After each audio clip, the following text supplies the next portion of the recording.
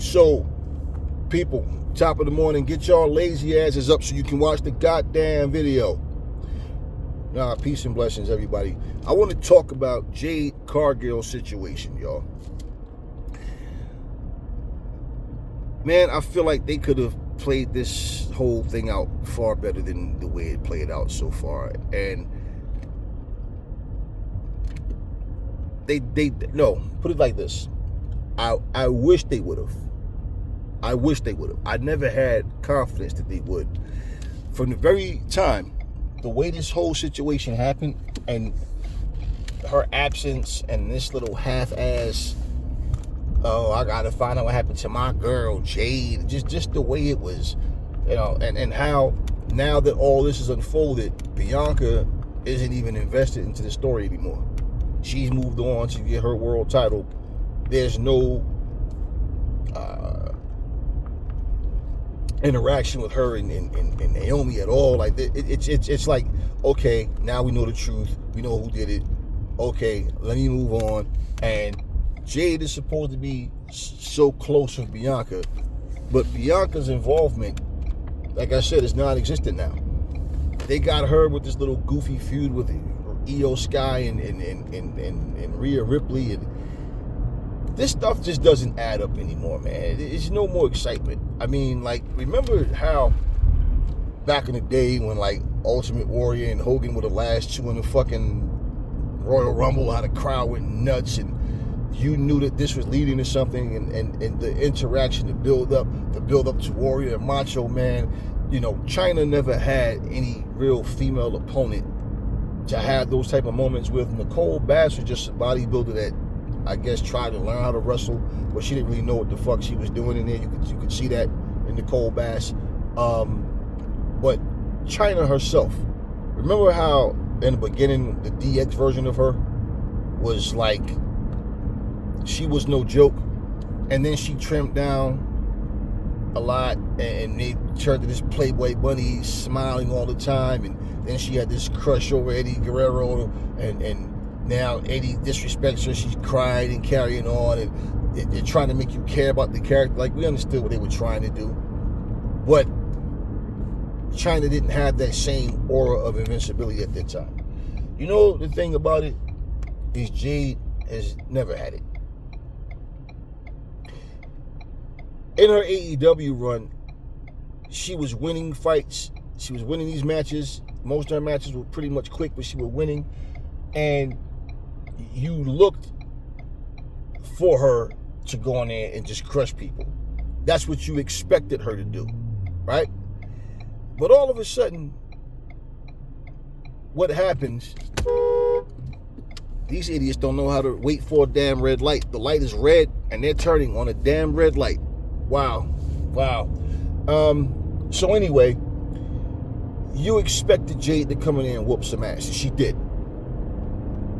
Ever since she's come to WWE, she's been looked upon as, okay, let's put her under Bianca's wing, right? And let her go. We're gonna tag them up, and you know, now they gotta hide her flaws, and I'm like, see, this is exactly where people screwed up with her. It's not Jade's fault. Everybody has, you know, would you ask fucking Andre the Giant to try to do a moonsault because Rey Mysterio can? Right? Jade Cargill style is her style. I said this for the longest. It's like these little wet behind the ears, Similac breath smelling little fucking puppies always trying to talk about what wrestling is. You motherfuckers think something good, anything good, started in like 2010 or some shit.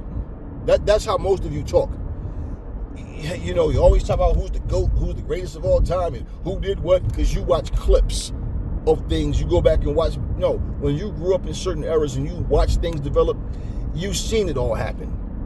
You've seen it. So when you go back and you actually study and appreciate things, and you study film, and you versus just sitting there watching to critique. No, the critique is coming now because you have the platforms to do so, and this is what everybody's doing. Things are being judged. So there's no more sitting back just watching a show. Yeah, there's times you watch shows and I didn't really feel that episode that much. That was better last week. Okay, this one was good. This is like it's a different era. So there's no need to even fucking like compare the eras as if it's gonna go back to that, because it's not. Things are always just gonna change, and they're not always gonna change for the better. This is where we are right now in WWE. Okay, this whole story. First of all, the only thing Jade managed to do since losing the belts with Bianca is come back, get ambushed. Turns out it was Naomi. She's doing all this crying. That's all she managed to do. I thought she was my big sister. Like, you had a bond with Bianca, not Naomi.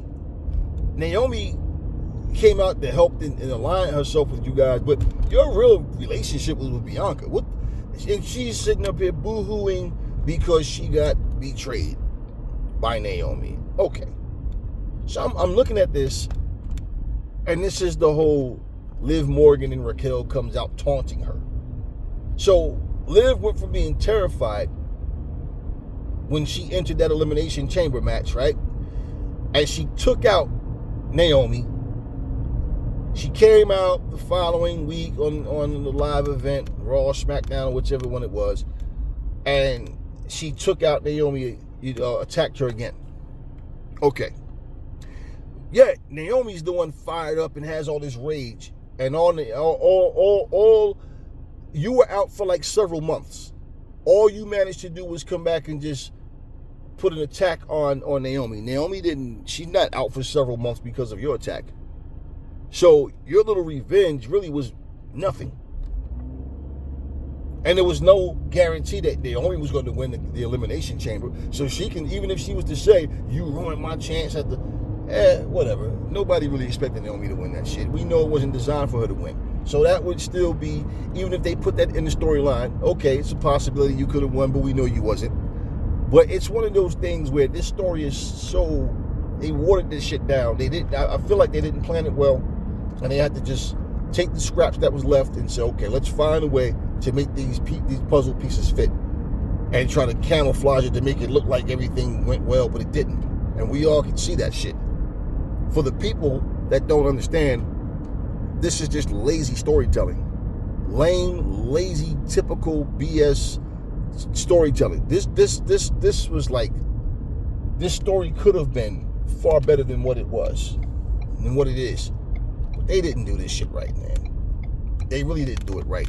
And I'm looking at what just happened the other night. Last night. Fucking Bianca. Michin, and who was it? It was two people she beat up. She ran out. Naomi came up and beat up two people yesterday by herself. I said, damn, look at this. Naomi comes out there. She's kicking two people's ass. We know that Michin was, I think Michin lost to Charlotte Flair or something like that, or whatever. She was in that match with Charlotte. But she comes out and she beats up two people. Where the fuck is all this in fucking Jade Cargill? And not to mention, she comes back after all of this, and all happened. The only thing that she really managed to do was two attacks on Naomi, and then get pinned by Liv fucking Morgan. And this was done for what? Please tell me why she was booked in the match to lose. To anybody. She should not have lost to anybody. If anything, why did she even have to have a match with Liv Morgan at all? At all. Right now, Jade Cargill should be in a position where she's fuming, because until she gets her hands on Naomi in the ring, in a cage, or whatever it's going to be, until she gets an official match with Naomi, she's not, like, nobody's safe. No, they bring her back to boo-hoo-hoo, ooh-hoo-hoo-hoo, my big sister, how could you? And now she's running around here She comes running out with a little pink suit on, or whatever the fucking color it was, and she's running out to make the save on Michin. And where's this rage? She got all that fucking muscle and got pinned by Liv Morgan's little fucking finishing move. The other week, we see fucking great Jordan Grace. All that fucking muscle, she gets fucking taken out by a booty bump. Like, what the fuck is going on in the WWE? Man, this new way, honestly, this is a soft, very cushiony, spongy, childlike bullshit generation of wrestling. Everybody and their mama can see the WWE is purposely not letting John Cena cook and fry and fricassee Cody Rhodes' ass on that microphone. Anybody can see that. I don't give a fuck how much you love Cody Rhodes. They are making John Cena hold back purposely. And you know what they're afraid of happening if John Cena cooks his ass too? You're going to have what you had when The Rock fought Goldberg. Goldberg was the face, The Rock was the heel, and who was the fucking crowd cheering for? The Rock. You know what they also don't want to happen? The same thing that happened when The Rock fought against Hogan. Hogan didn't roast him on the microphone at all, but at the same time, the crowd started cheering for Hogan over The Rock. And Hogan was the fucking bad guy, The Rock was the good guy. They don't want that to happen to Cody. He gets cooked and oh shit, he's fucking making fun of Cody and roasting Cody and making Cody look stupid on his microphone, and basically you can see them holding John Cena back purposely for that. Instead, they have him just look like a dumbass and stand there and have no response. He's arguing with the fans like he's going to wrestle them and hasn't said one fucking thing to Cody Rhodes the entire fucking time that he's been back. I mean, man. It's really one of these things like watching the WWE, they should fucking label this shit, Y7. It shouldn't even be TV 13 or 14. It should be Y7. This is garbage. This is pure garbage, man. I know this is John Cena's last year. John Cena didn't fucking change his look and anything. John Cena didn't change. It's funny because, a couple months ago, I changed John Cena's look on 2K. Yeah, I changed his look, period. I changed a lot of people. Braun Strowman. I changed AJ Styles. I changed a lot of people. This is way before we knew of a John Cena heel turn. But it's like, I say, spice the game up, make it more fun. And you tell me that they don't think that this is necessary for John Cena? You tell me that it's just the same lame storytelling, man. That's all it is, the same lame storytelling. It's lazy. It's lazy. Look at the night John Cena turned heel.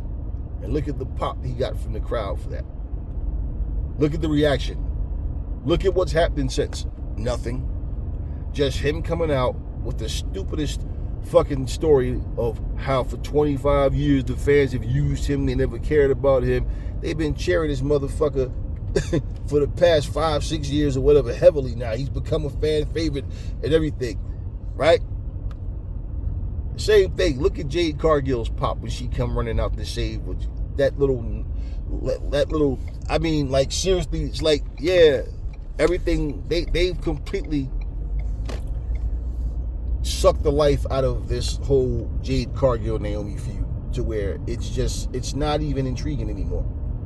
And like I said, you can cross your fingers and hope for a better storyline, but the way that it even happened, like, so wait a minute, let's look at it.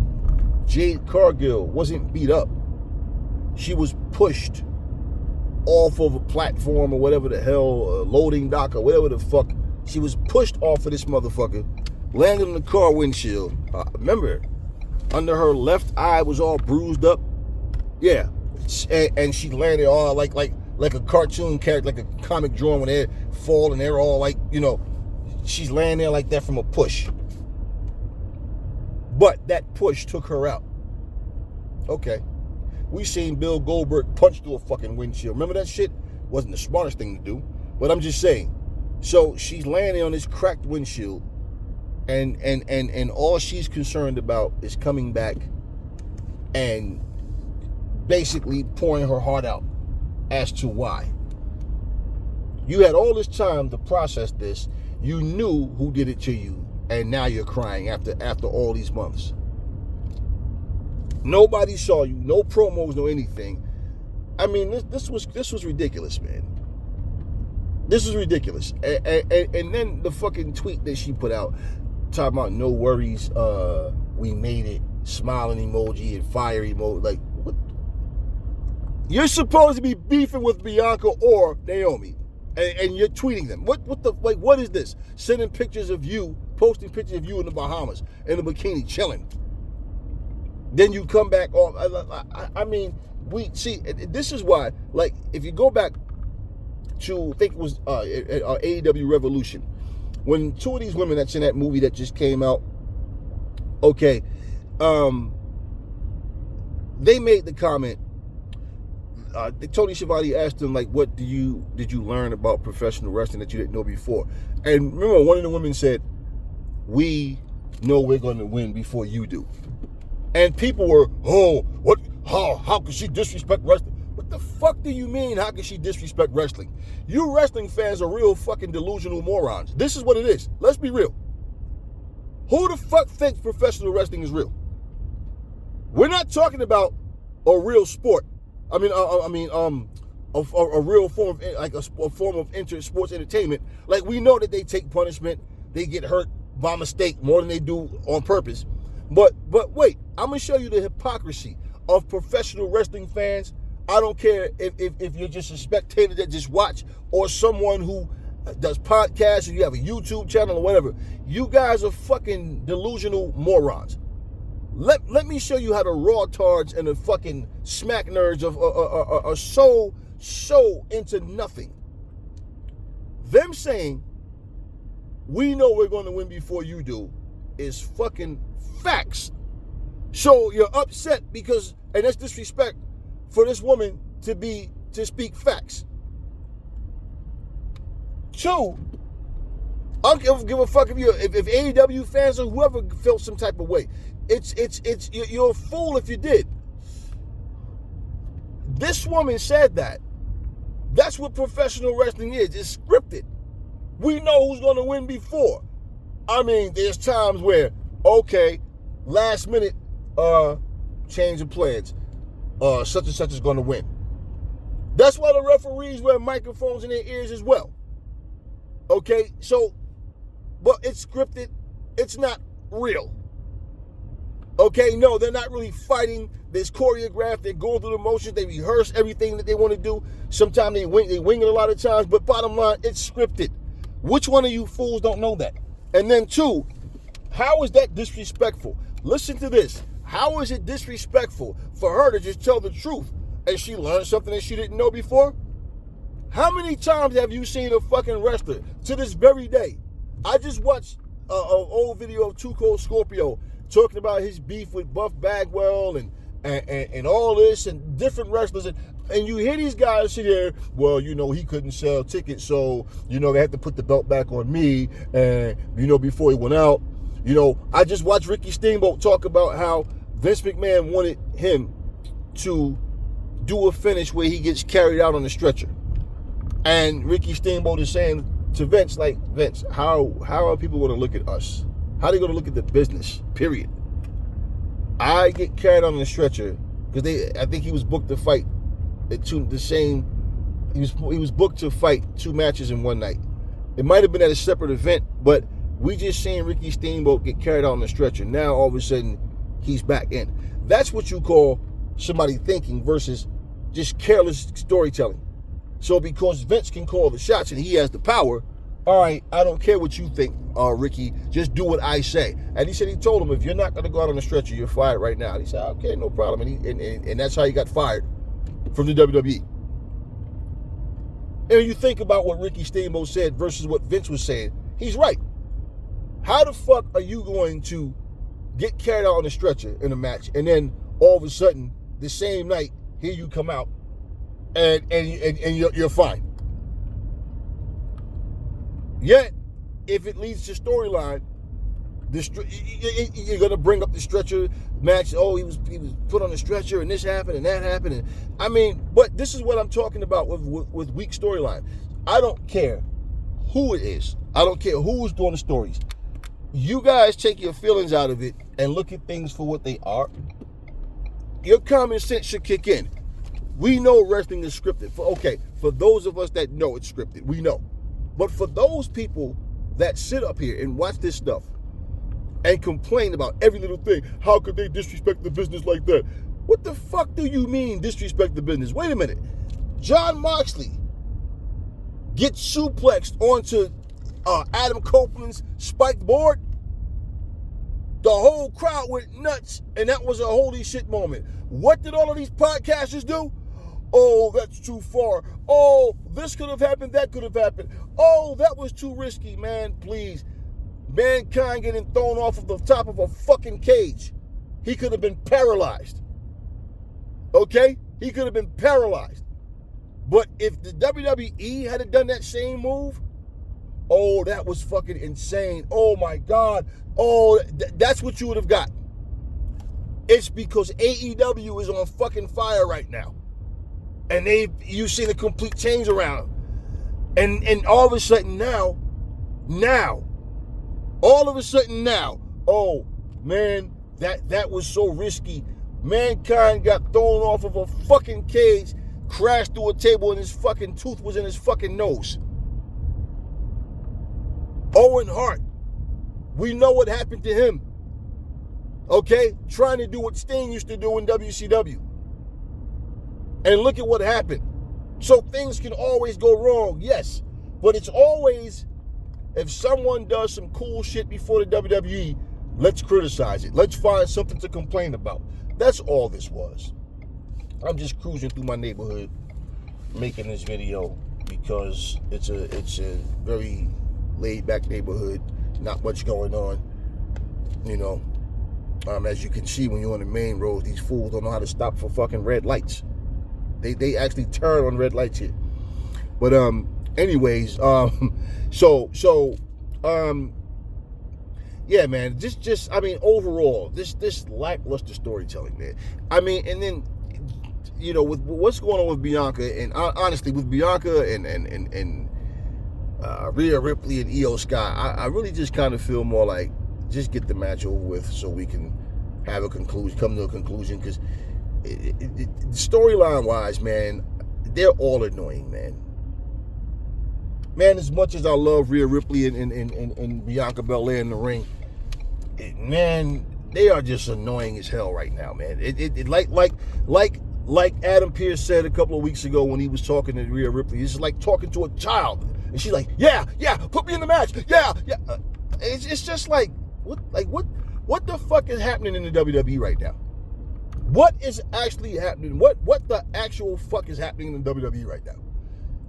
This type of shit is like I asked the question, who are they writing this shit for? Kids? Anyway, in closing this video, man, just this whole Jade Cargill thing was crap, man. It was pure crap. Pure crap. Nothing really creative. Nothing. Man, look at Jade Cargill's body. Look at her. Just look at Jade Cargill. This woman gets hit with one fucking move. She's hurt. You know, you see, she's never impervious to pain. Like, we've seen Megan Bayne. I love Megan Bayne. I always did. Remember, I made Megan Bayne on Fight Forever before she even came to AEW. Look, Megan Bayne, we've seen her and Chris Statlander go move for move and was like, pow, getting up, jumping up. You know, they're hulking up. You know, let's go. I didn't feel that. Let's go. Right? We've even seen Toni Storm be able to get a sequence of moves off where she's getting hit. She you know, bounces back.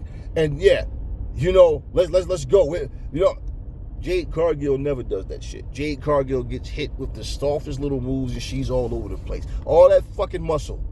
all that big, beautiful caramel body, and all she can fucking do is pretty much get slapped around by women that appear to be tougher than her. They can take more moves than her. They can take more punishment than Jade. You know, the fucked up thing about it, man, is because when I'm watching, you know, these wrestlers in there, I'm always just looking at the fact that when you're telling a story, right? And someone like Triple H should know this, being a wrestler and being a part of so many storylines, coming from the era that he comes from and everything. You should know facial expressions, right? Facial expressions, just the way you stand, certain things you do, the way you say certain things, all of this stuff, it all means something. All of it. Somehow, in this era, boo-hoo-hoo, I just have to cry, boo, everything is always some little childish, like, very petty type shit.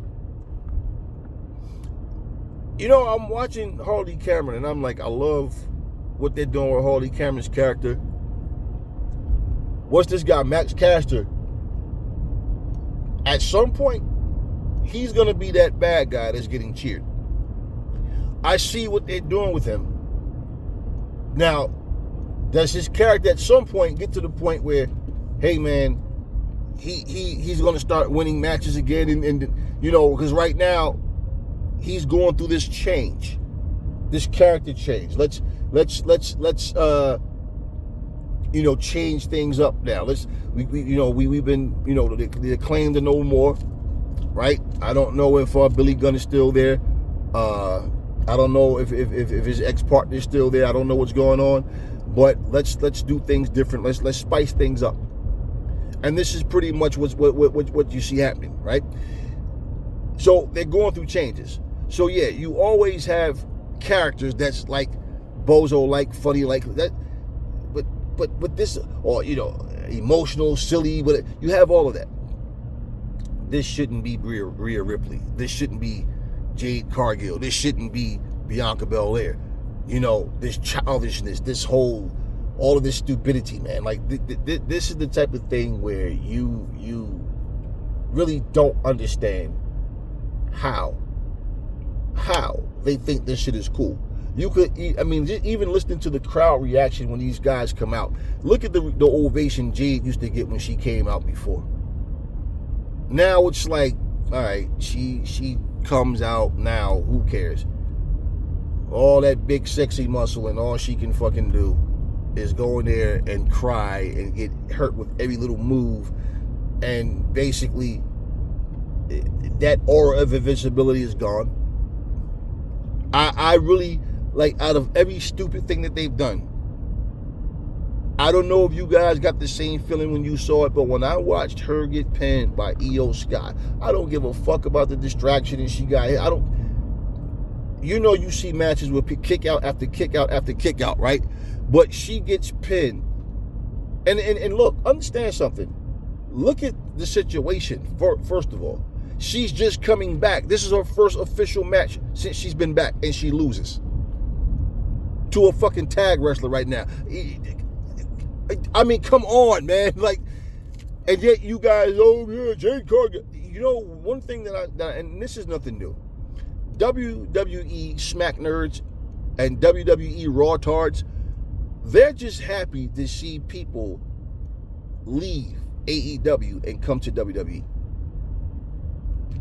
That's all it is. But once they get there, then what?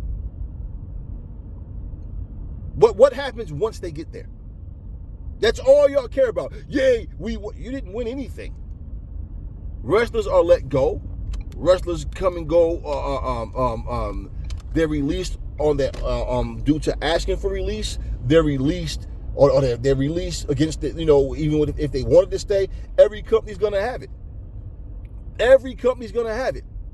But then it's like you guys are just so into the whole when someone leaves AEW and comes to WWE, you're jumping up like a bunch of little kids, pumping your fist like WWE accomplished something.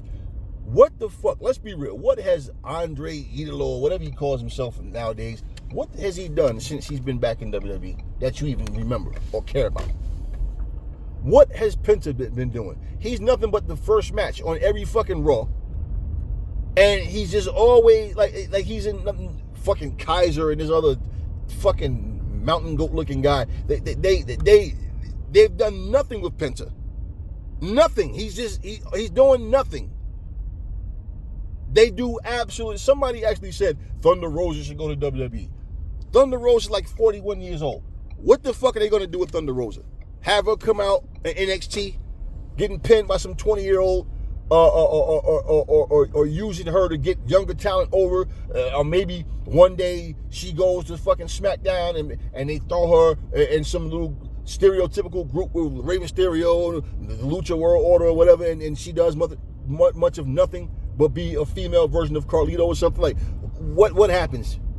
What are they going to do with Thunder Rosa? It's like, just because you go to the WWE does not fucking mean, oh, all of a sudden you're going to become a superstar. I got something on this too, man, because I got some things I want to say about a comment that was made, and it's dealing with this very topic. I want you guys to pay attention to something, though. You know, use your common sense and think for yourselves. Think for yourselves. If someone is a good athlete, good wrestler, whatever, and they are like Lola Vice, for example. I was watching her when she was doing MMA, and when she made the transition to become a professional wrestler, she was never Ronda Rousey type popular. Okay, just like Shayna Baszler was never Ronda Rousey type popular. Different other people as well. When I was watching Lola Vice, I said, she's eye candy. I remember someone asked her about professional wrestling. There's a fighter, a Muay Thai fighter, MMA fighter, whatever, she does it all, kickboxing. Her name is Stat Fairtex. She's in one fight. She fights at mostly one fighting championship. Stat Fairtex comes out. She dances. She twerks. She does all this. She does choreography before she comes out a lot of times.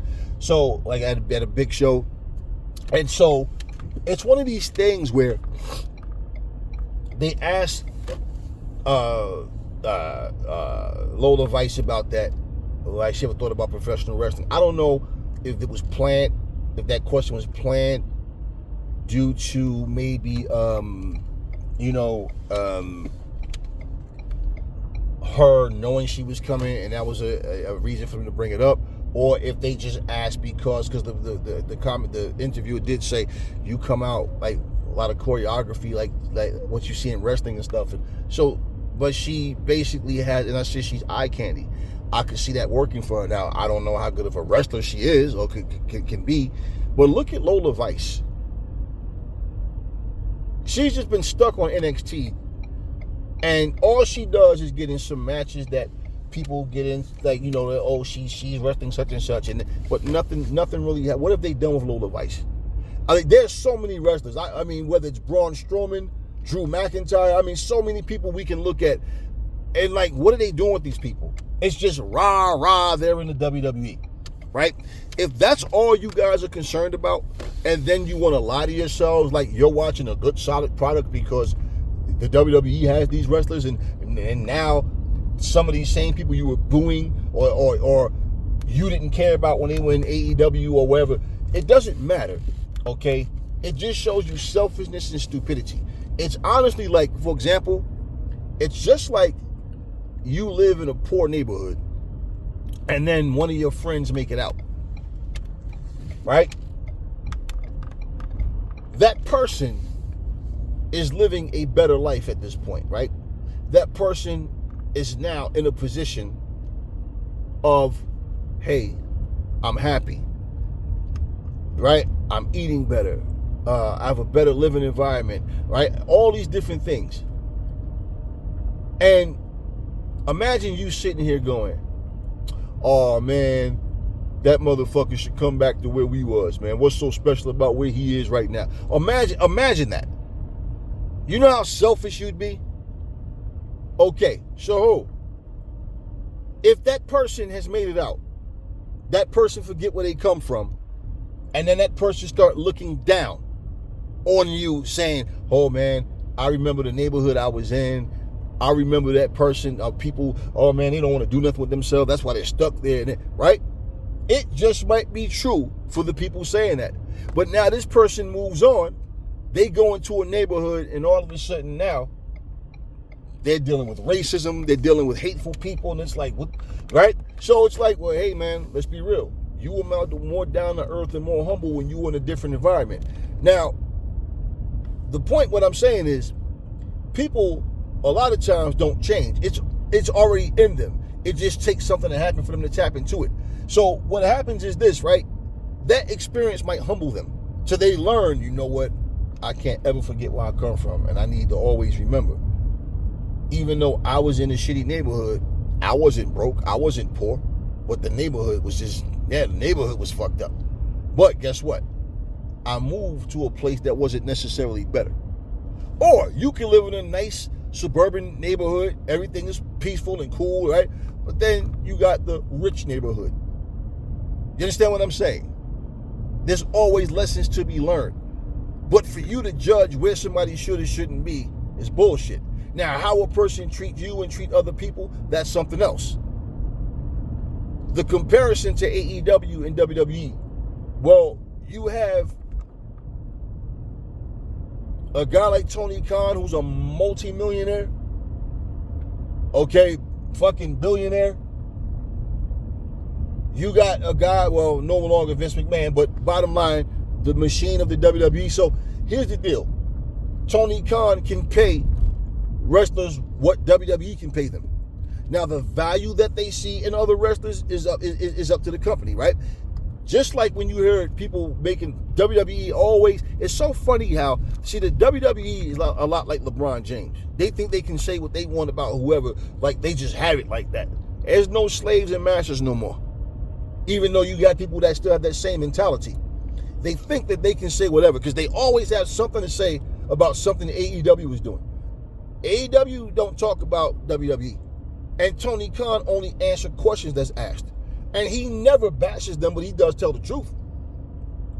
WWE fucking fans are like, oh, but, oh, Tony Khan, this, he think that, what the fuck what is he supposed to sit here and let someone try to tear his company down? And no, they talk all of this shit. Like when he gave Swerve Strickland the contract he got. When Mercedes Moné got the contract she got. Oh, that's not good for business. Yeah, I know it's not good for business. You know why? Because you know you're not going to pay Swerve Strickland what Tony's paying him. You're not going to pay Mercedes Moné now what Tony's paying her. And that means when the bidding war comes, nah, fuck WWE. And by the way, we watch a certain product. We want to see that product excel. We want to see that product do well.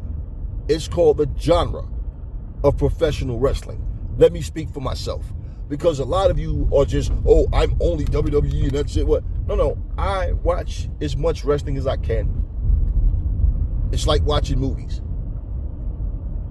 And honestly, if you watch professional wrestling and think every company at some point are going to just be owned by millionaires and billionaires and they're all going to have big ratings and have major network, you guys are delusional. That's not the way it works. And a lot of times, what I find most of the time in professional wrestling, so-called wrestling fans are the worst enemy to the genre.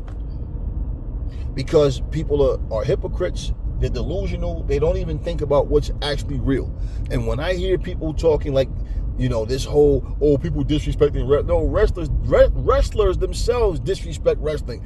I mean, when you hear professional wrestlers say things, old or young, about the business, because they're angry about something, but they're telling the truth, some of you agree with it, depending on, like, the people that agree with it is because, hey, that's true.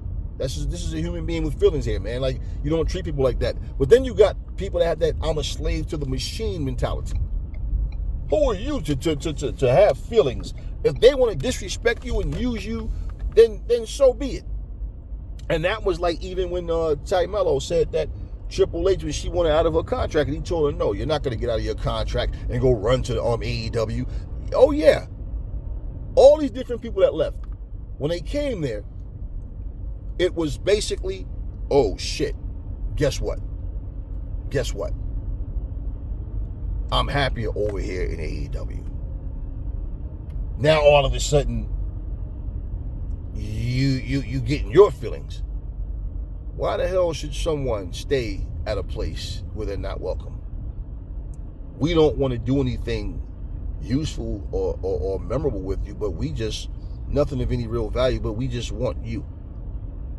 We want to take you off the roster. We want to make you a part of ours because you are going to turn heads in AEW. And we are trying to keep as many star players as we can. And what do? Every year they have this mass firing. And you want to know where all these wrestlers are going to go or try to go to once they get let go? And it's like this.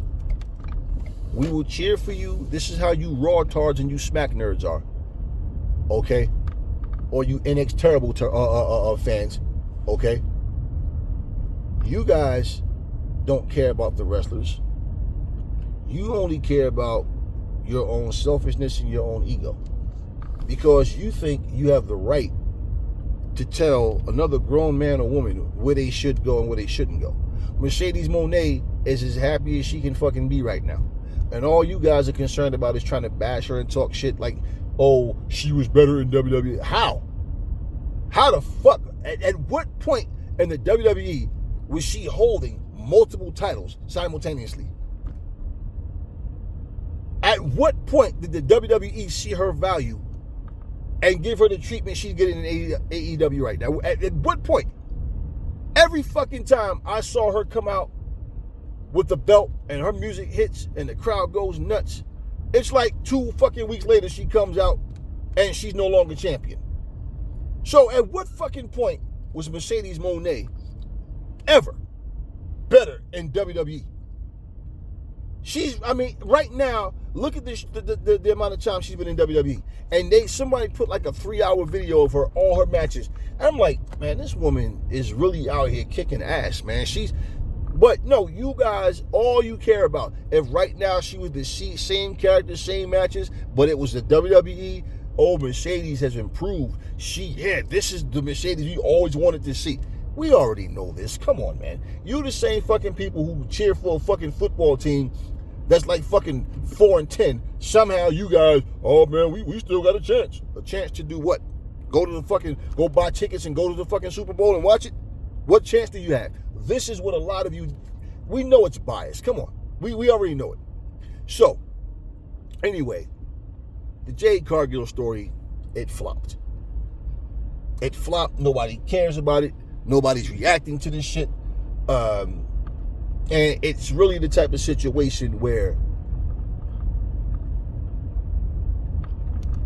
it's just a sad case of the people of this era who are writing these stories. You know, WWE has a bunch of writers. I don't know how old these people are. I don't even know if like, I remember one time they talked about they had writers that didn't even understand professional wrestling.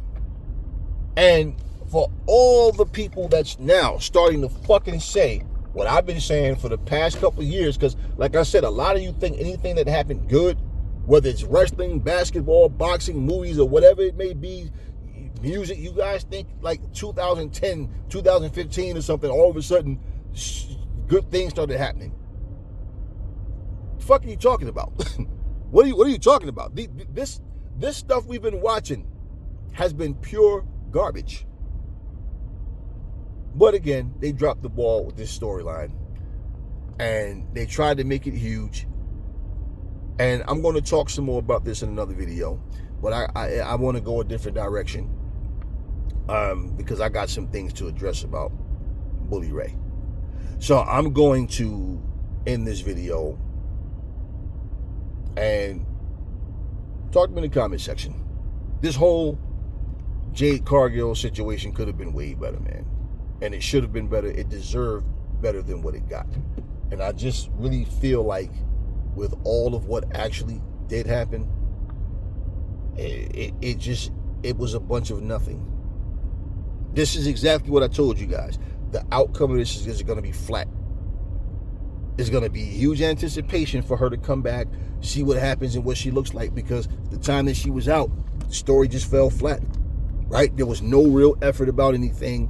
And then Adam Pearce comes with, no, not Adam Pearce, the other guy, I forget his damn name, but he comes out with this whole, okay, I got footage, and they show Liv Morgan and Raquel walking away, and they were escorted out the building. Remember that? All this nonsense, and we all knew it was either Naomi or Bianca or both. We knew it was one of them two.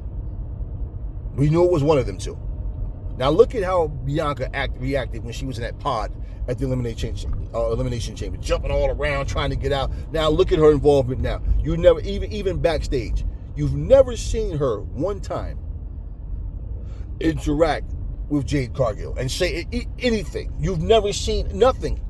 Her and Naomi. So even if Naomi gets involved in the match and causes Bianca to lose, whatever, these storylines are just so weak. And let me add this before I close. Let me add this, because I want to, when I go to this next video, I'm going to pick up some things, but I'm going to start this video with that video about Bully Ray, some bullshit. Let me say this. If you watched this week's Dynamite, you saw when Adam Copeland lost the match against Moxley the other week. And one of the guys from FTR, the bald guy, he shakes his head and he walks away. He wouldn't shake Adam Copeland's hand and he walked out. So for a while now, it's been like a tease of FTR, rated FTR kind of separating. And we don't know exactly like where they're going with it, right? If it's going to happen. It seems like it's brewing up. And we'll see. They had a segment on this past week's Dynamite. Tony Schiavone is sitting down with rated FTR. And basically, right, every fashion that's formed is not meant to be horseman length. NWO length amount of time, DX lengthy amount of time. Okay, let's see what works. Let's see how things happen. It's like if you read comics and sometimes you got the X-Men and the Avengers together. This isn't a long-term thing. Even if they make multiple comics, the Avengers are the Avengers, the X-Men are the X-Men. So sometimes you get certain people assist, like with Willow Nightingale coming out fighting off Marina Shafir. Well, what is she doing? She's helping some good guys fight against the bad guys. Okay, simple. And that's leading to a Marina Shafir versus Willow Nightingale feud, as you've seen them pretty much get into it afterwards, okay? Because she was coming up with the crowbar to take it to Swerve Strickland's leg the way, John Moxley did the other week. Well, here's what happens, right? They have a sit down with them. The segment was probably about 2.5 minutes or something like that. 2.5, maybe 3 minutes. If this was in WWE, this is exactly my point. They would have come out to the ring and stood there for 22 fucking minutes and talked and talked and talked and talked and talked. You know what they would have did the following week? The same exact thing. So now they're going for the Trios Championships. This is exactly what I can't stand about the WWE too. That fucking format. Nobody needs to watch 22 fucking minute promo segments. Man, it doesn't take all of that much to get to the point. This is what I'm saying. AEW has a much more grown-up fucking approach to their product than the WWE does. This is exactly what I'm talking about, man. Promo after promo after promo, backstage segment of a bunch of silly shit, bunch of nothing. This is what I'm saying. It's like if AEW and WWE were rap music, AEW is Rakim, KRS-One, Big Daddy Kane, Run DMC, LL Cool, right? And WWE is more the rapping Duke. Remember that bullshit? They're more, Vanilla Ice, Milli Vanilli. They're just more like commercial silly shit. You understand what I'm saying? Even with their top star, like silly shit. Which I'm going to get into. Jade Cargill deserved better. That storyline deserved better. Bianca and Naomi deserve better. And basically, what we're getting is what we've become to expect from the WWE. That's all I got for you guys now. Catch you guys on the next video.